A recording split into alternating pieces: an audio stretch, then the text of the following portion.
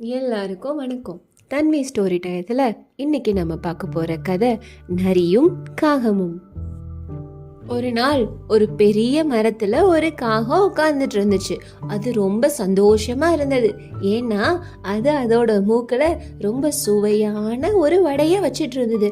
அந்த காகம் ஆஹா இன்னைக்கு நமக்கு நல்ல சாப்பாடு அப்படின்னு நினைச்சிட்டு இருந்தது. அப்போ ஒரு நரி ரொம்ப கூர்மையான பார்வையுடன் அந்த காக்கா வச்சிருந்த வடைய பார்த்துக்கிட்டே வந்தது. அந்த நரி யோசிச்சது, இந்த வடைய நம்ம எப்படியாவது காக்கா கிட்டேந்து ஏமாத்தி வாங்கிடலாம் அப்படின்னு அது ஒரு திட்டம் போட ஆரம்பிச்சது. அந்த நரி அந்த காக்காயை பார்த்து சொன்னது, ஆஹா காக்கா, நீ எவ்வளோ அழகா இருக்க, உன்னுடைய கருப்பு இறகுகள் எவ்வளோ அழகா ஜொலிக்குது.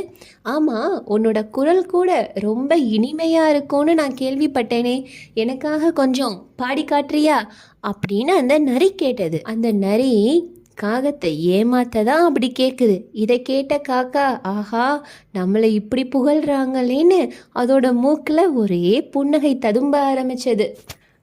இதை கேட்ட காக்கா ஆஹா நம்ம பாடினா எல்லாரும் ரொம்ப குஷி ஆயிடுவாங்க போலையே அப்படின்னு நினச்சி அது வாயை திறந்து கான்னு பாட ஆரம்பிச்சது. உடனே காக்கா வாயில இருந்த வடை கீழே விழுந்துடுச்சு.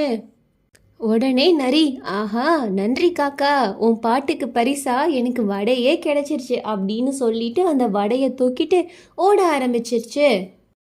இப்போதான் அந்த காக்காக்கு தான் ஏமாந்ததே தெரிந்தது.